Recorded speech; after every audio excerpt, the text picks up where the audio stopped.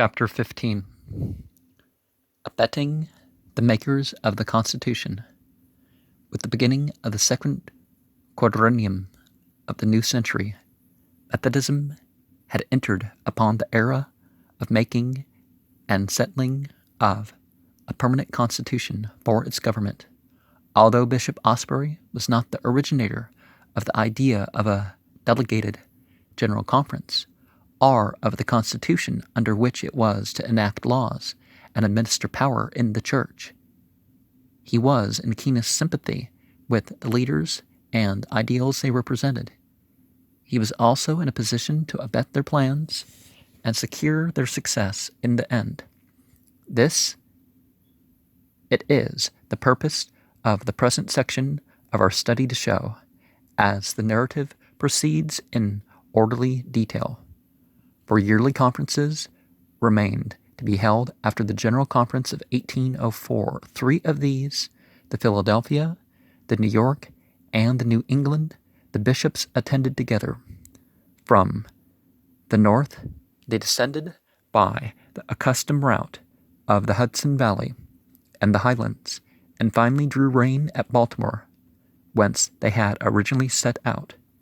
Having been somewhat more than 2 months on the road, Watcoat was in failing health, while Asbury, having suffered a return of former symptoms, and having procured to have himself blistered on the neck and foot, cupped and bled, and drenched with heroic emetics, was, though strange to say, alive, in a mood to make his will and again meditate resignation from office. The empiricism to which he submitted is, at this day, unbelievable. It is to be noted that this year the connection suffered a loss of 48 itinerant preachers by reason of their taking the local relation. This was largely due to the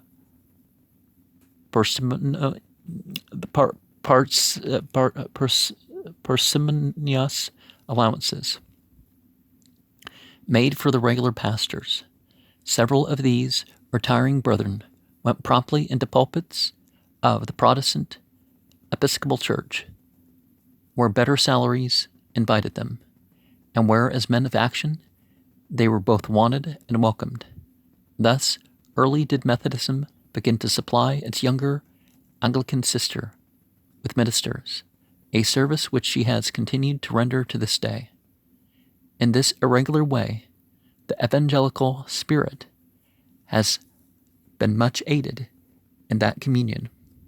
It is to the credit of Bishop Asbury that he treated these departing brethren with much courtesy and even hospitality, sped their going. Of one prominent case he wrote, "I am willing that he should belong to the Episcopal Church, and I believe that they have more need of him than the Methodists have." And this is in no sinister spirit. In August, the journey into the Western Conference was begun. On the way westward, Asbury stopped to visit with his friends, the Goths, who were sojourning at the Warm Springs. Both the master of Perry Hall and his wife were invalids, and it was only a few years after this that the master of the hall passed away. With his faithful friend and bishop at his bedside, Asbury knew no more devoted friendship than that with Harry Dorsey Goff. The two bishops had proceeded on their western tour as far as the Ohio region of Western Virginia when Bishop Asbury was prostrated, and further advance became impossible. Watcoat offered to continue the journey alone, but that was both impracticable and undesirable. On a general proposition, his health was more precarious than that of Asbury's, and Asbury saw that it would be better to leave his holding of the conference to the present elder, William McKendry, whom he already foreknew as a colleague. There was now nothing left, the two invalid bishops, but to drift slowly through the 11 weeks of autumn toward their winter asylum at Charleston, at which point the first conference for 1805 was to be held. A stop was made at Rumbert Hall, where Asbury tarried a time and meditated upon the death of three of the most efficient preachers of the connection, William Lee, Nicholas Waters, and Tobias Gibson, and where conference memoirs of the two latter were prepared. Francis Asbury was now the best known as well as the best beloved man in all America. In every city in the Republic from Savannah to Boston, he counted his personal friends by the scores and hundreds. In every village, on every farm and plantation, lying near the great highways, in the remotest western settlements, his name was familiar to merchant and laborer, to master and slave, to woodman and squatter. The newspapers heralded his comings and goings, and people of every rank and station attended upon his ministry. I have nowhere in the course of this narrative attempted to describe Bishop Asbury's preaching or to appraise his pulpit powers. That could not well be done. His sermons answered no criteria, and his powers were entirely too unique to be described in terms of ordinary criticism. He was not a great preacher. He had neither the attainments nor the gifts to make a great preacher, and yet there must have been an indescribable skill displayed in his manner of handling a subject. He was simple, direct, evangelical. Above everything, he was earnest. His voice was musical, his appearance reverend and commanding. It was impossible to separate the sermon from the man. His life coalesced with his gospel, and therein was his power, that it was that made him so mighty amongst men. It was now near the end of Thomas Jefferson's first term in the presidency, and the political parties had pretty well defined their issues. Asbury discovered that the Methodists were not disposed to hold together on political matters, but showed an independency of thought and action which he greatly commended.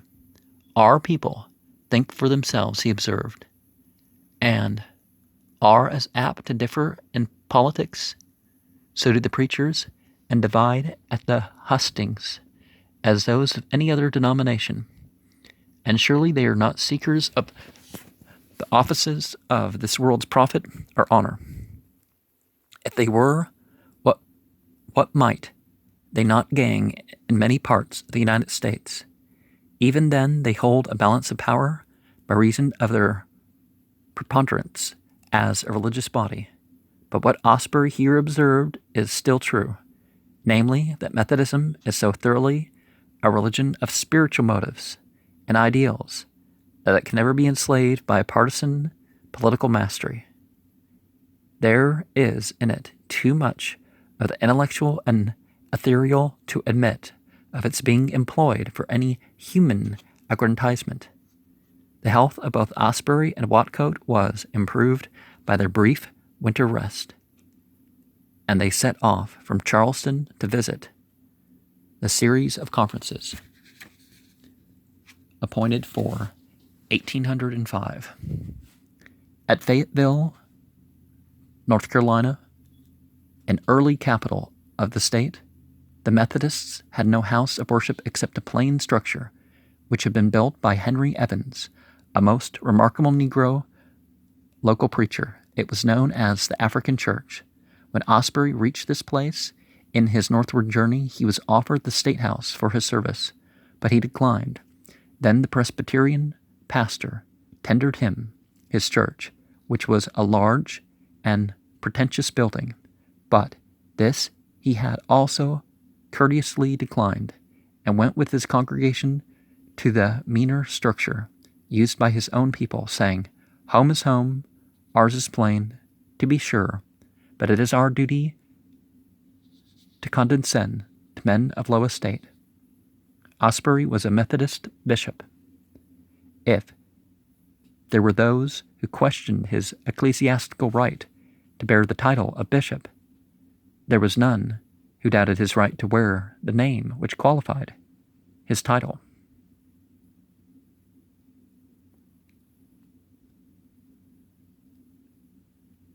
Through episcopal endorsement and recommendations, the camp meeting was coming into vogue in the Atlantic conferences, and Asbury's journal gives account of a whole series of these extraordinary gatherings, attended often from 6,000 to 8,000 people, and at which literally thousands in the aggregate were converted.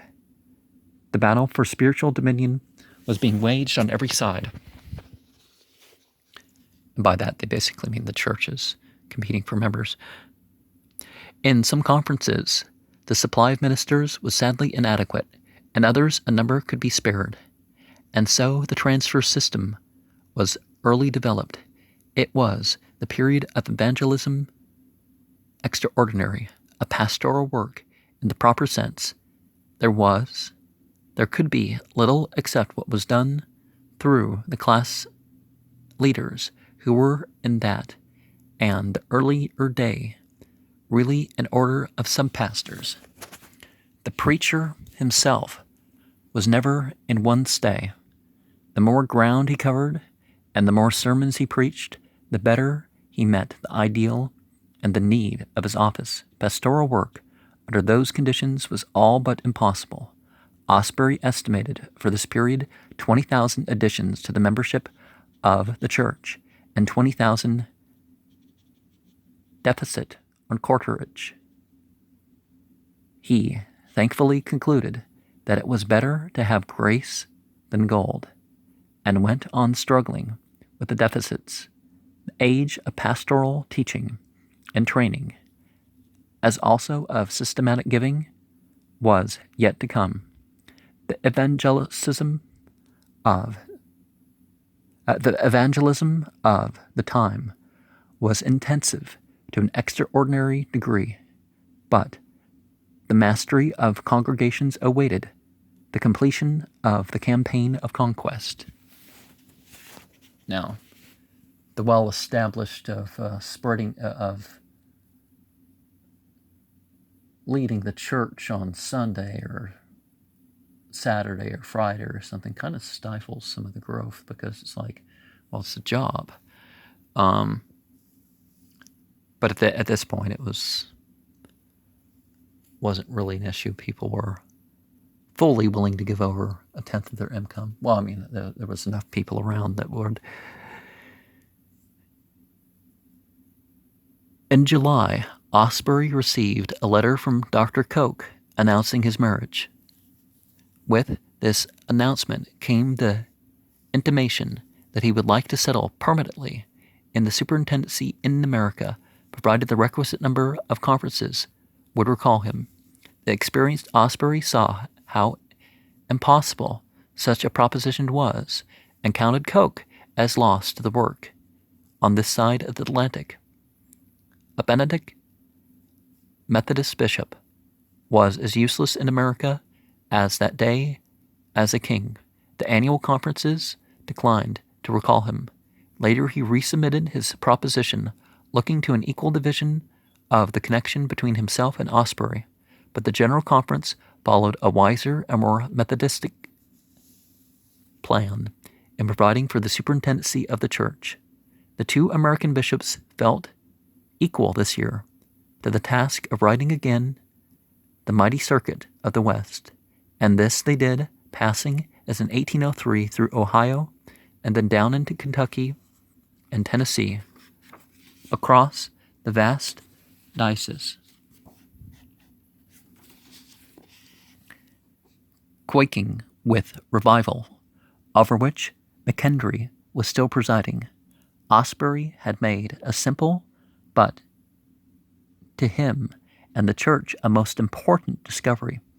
It was now possible, if only barely so, to cross the mountains and traverse even the great western reserves in a wheeled vehicle, since a semblance of highways was appearing.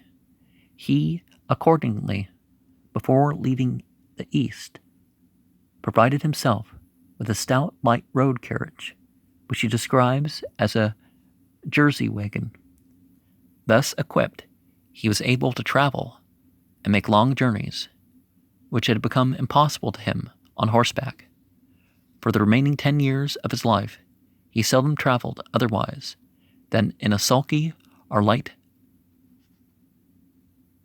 barouche, which became as much identified with his apostolate as had his faithful grey before.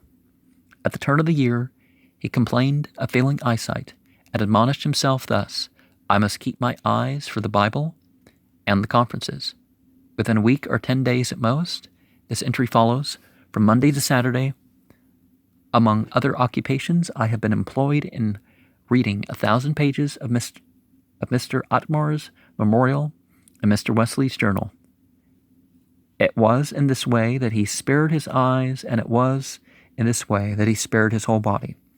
Bishop Watcote started out with his colleague to attend the conferences of 1806, but early in April the summons came to halt. He was then at Dover, in the state of Delaware, and in the home of noble Richard Bassett, and here he awaited his translation, which came on July 5th, 1806, in the memoir written by Asbury and read before the conferences of the ensuing year. Appears this Asburyan sentiment.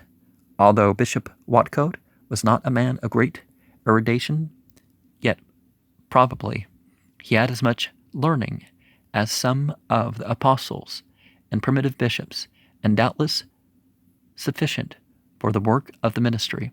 The memoir closed with this interesting summary: converted September 3rd, 1758, sanctified March 28th, 1761, began to travel, 1769, elected superintendent, in May 1800, died in Dover, Delaware, July 5th, 1806.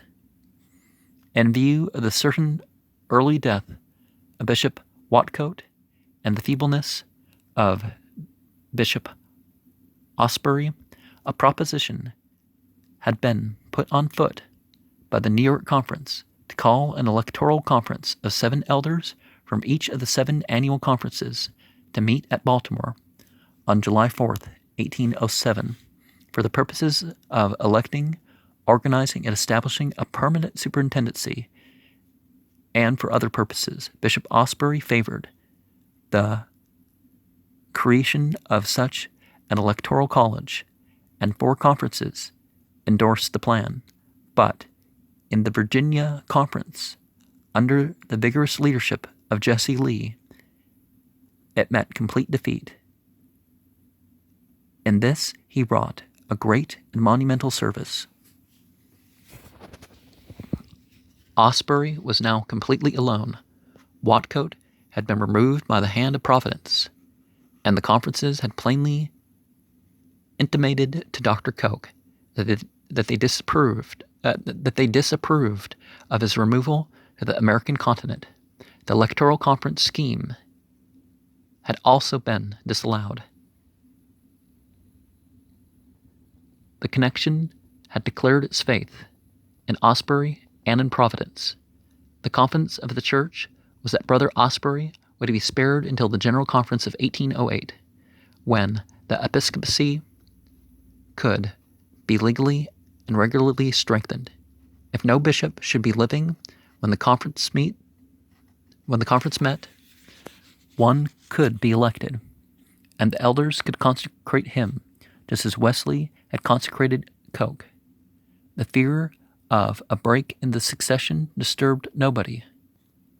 Methodism had followed the Scriptures and the primitive church in 1784 and could do so with little equal confidence in 1808. There was no leaning upon canons or traditions.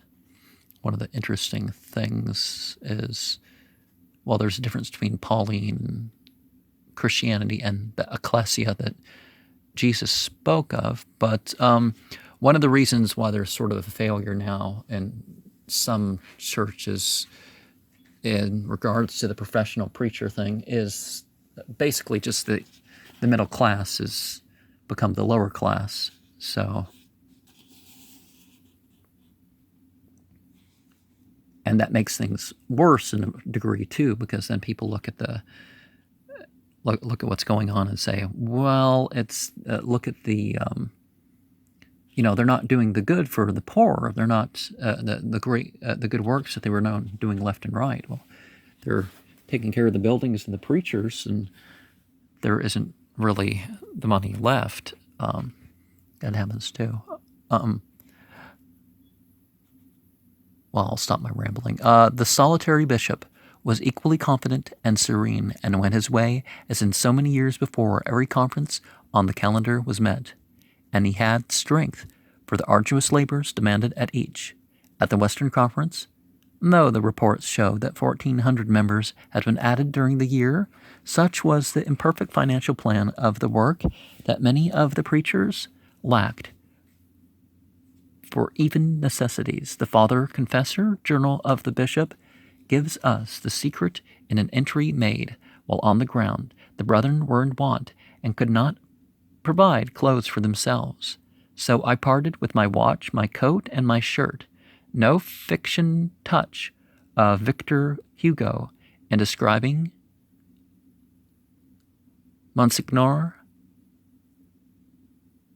Bienvenu surpasses this touch of reality in the daily life of the first bishop of American Methodism. In 1805, he gave to the world the grounds of his episcopal claims. They were 1. Divine authority, 2. Seniority in America, 3. The election of the General Conference, 4. Ordination by Thomas Coke, 5. The signs of an apostle that were wrought in him. These signs increased with his years.